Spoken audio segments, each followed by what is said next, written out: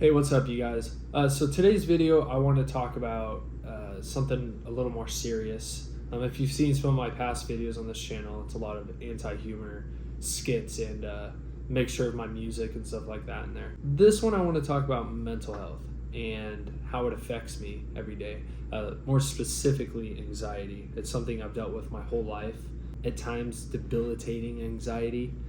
I just want to talk about my experiences with it, what I've done to kind of combat it, and what I plan on doing going forward. So I just want to talk about it.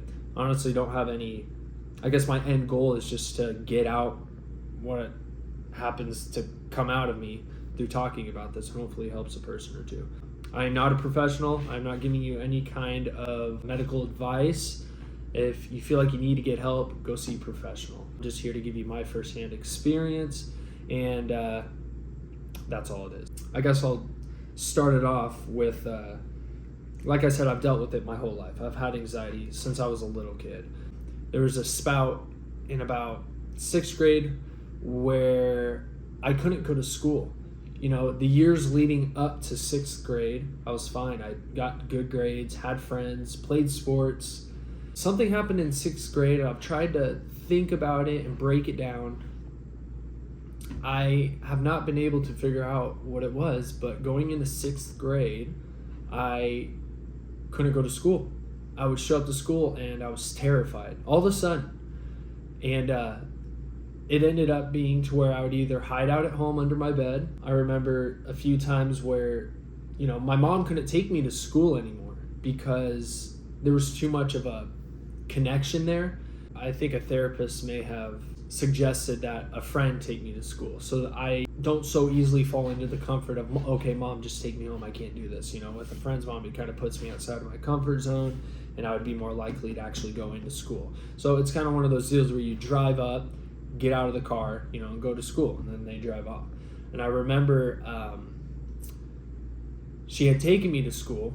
My friend's mom took me to school. I had gotten out and walked down a ways, and she had her kids, and we all played football together. We were childhood friends. And like I said, I was in 6th grade, so I was pretty young. My friends get out of their mom's car after I had gotten out, and I kind of started walking, thinking, okay, I can do this. Well, I ended up freaking out in my head and thinking, no, I can't do this. So I turn around, and she's in a minivan, and as one of the sons is closing the door in the minivan, I jump back into the minivan, run to the back of the minivan. By this time, the vice principal and some of the teachers and staff had known that I was going through this, and they all run up and, ended up, I think getting me out. But my problem that year was I couldn't even go to class. I stayed in the vice principal's classroom for the whole year. I couldn't interact with anybody. I couldn't do it. I don't know why, but it was an anxiety-driven experience, and I don't know where it had came from. But for me, that's one of my earliest memories of dealing with really bad anxiety. I lived at home with my parents, healthy childhood, healthy, atmosphere growing up. Nothing to complain about, really. I remember there was just one time, there was a huge storm that rolled in. Thunder, lightning, wind, and my parents and I went out onto the back patio just to, when a big storm comes in, you usually go out, especially in Arizona, when it doesn't happen very often. A huge storm comes in, you go out to look at it like, oh my God.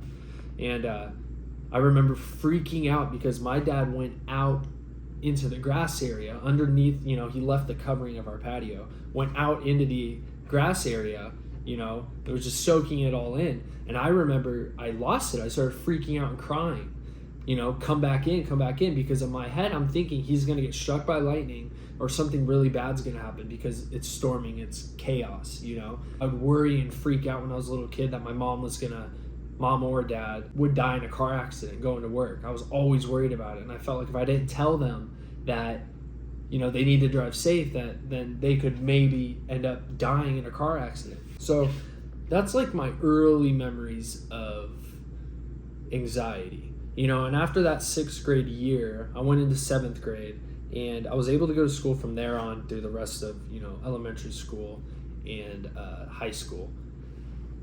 But I feel like I wasn't the same after that 6th grade year. 7th grade, I still played football and sports all through there and all through high school. Thank God, because I feel like they kept me in line. If I wouldn't have had sports, I probably would have gone a completely different direction in life, and not a good one. But I remember that 7th grade year, I hung out with a completely different crowd, the bad kids. I was getting in trouble doing stuff, became the class clown, acting out.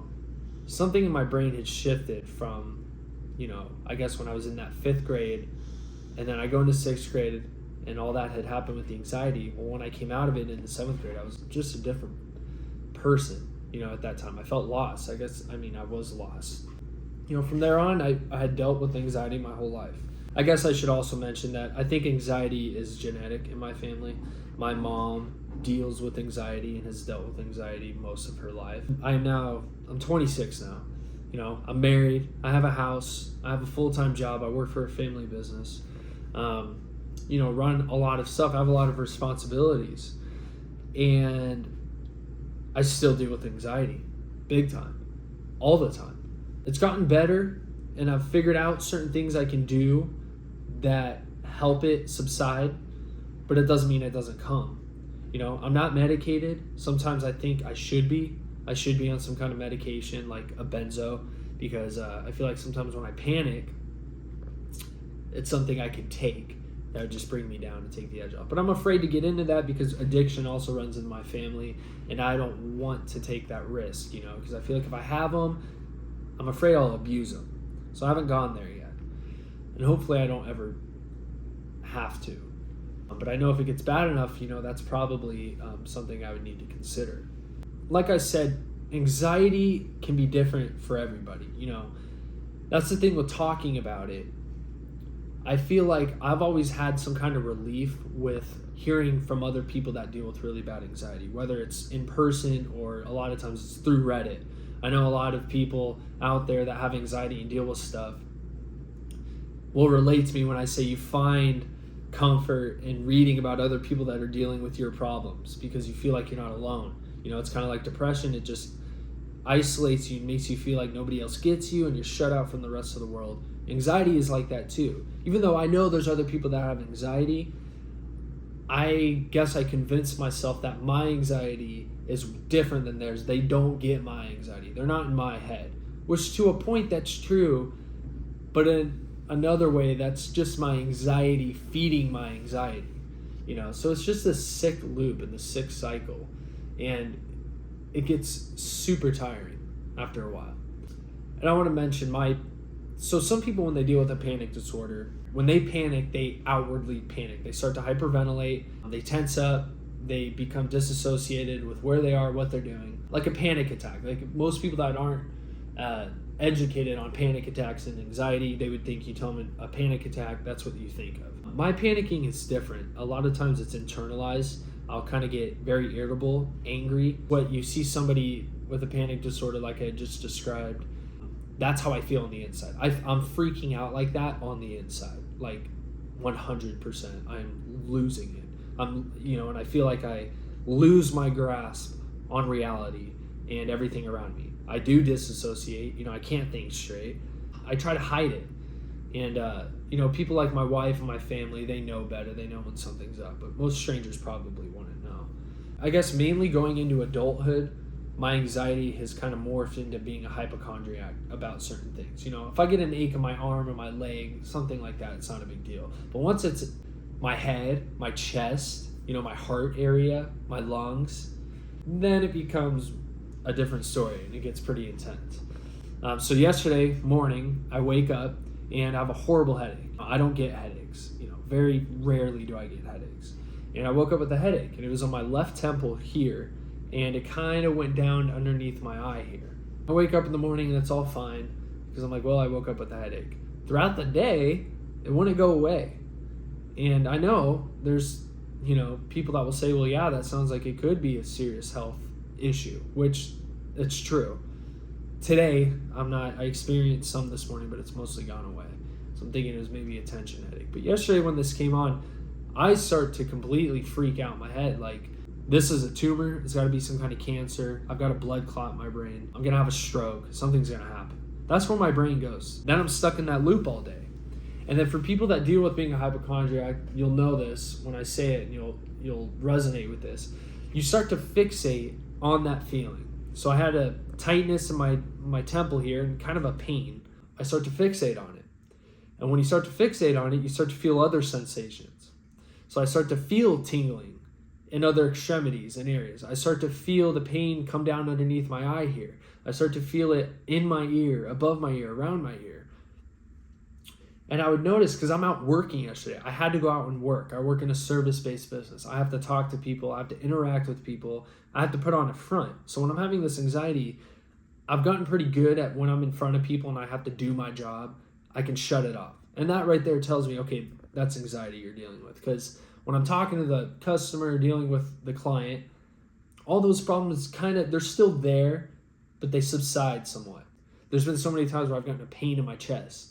I think people without anxiety deal with this too. You get a pain in your chest, you're like, oh shit, like this is it. But it's really tiring and draining when you're dealing with it all the time. I feel like I deal with it a lot. I used to smoke a lot of weed. I don't anymore. Very occasionally with friends that still do it. Maybe I will. But it induces anxiety for me. So that's something I've had to cut out. And like I said before, there's certain things I've learned to do and to what not to do to help with my anxiety. That would be not smoking. That would be constantly hitting the gym, staying healthy, doing things that are healthy for my mind. If I sit around and do things that are toxic for me, my mind, and my body, it gives me more reasons to stress and freak out over stuff. But anxiety is hard. It's hard as a male in this society to talk about it. It's become easier in the last, probably 10, 15 years because of social media. But it's hard because you have this image in this position you have to live up to as a man.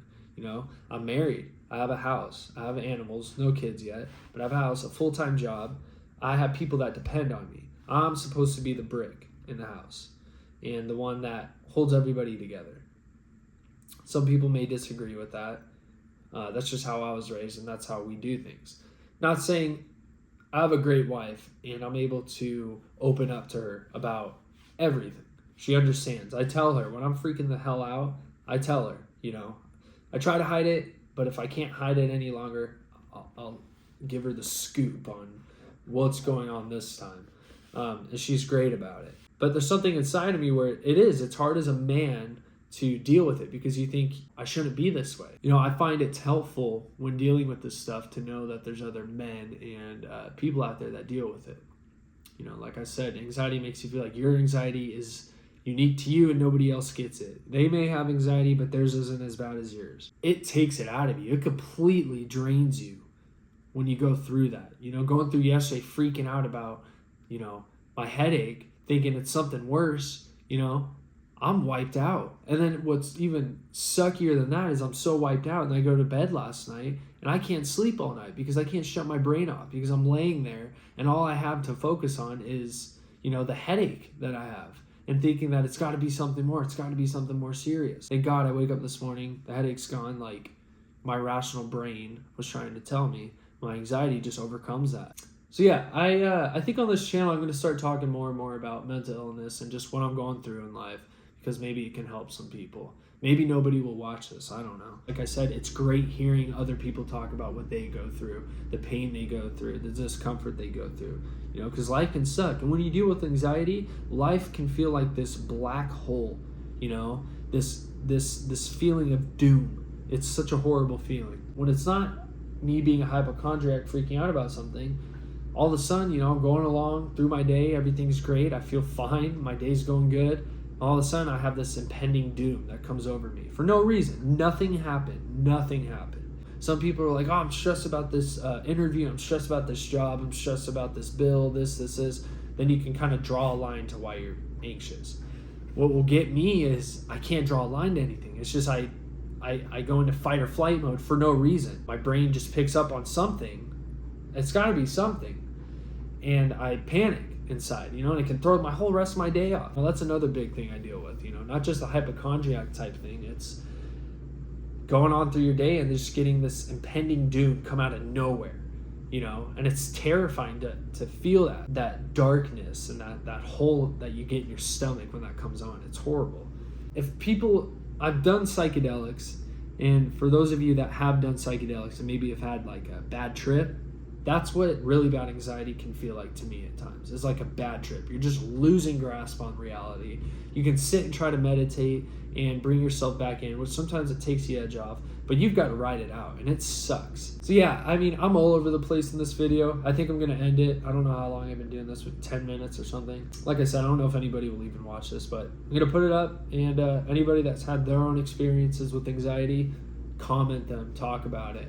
I'll make some videos in the future about, maybe depression or dealing with family issues and just trying to adult in this world. I'm 26 and it still feels so strange. I don't want to form into what society is trying to form me into. But you kind of have to in a way, and it sucks, and it's good to talk about it as you're going through it. So, all right, guys, check out my music. Maybe don't check out some of my anti-humor stuff. It's some weird shit. If you want, whatever. All right, peace.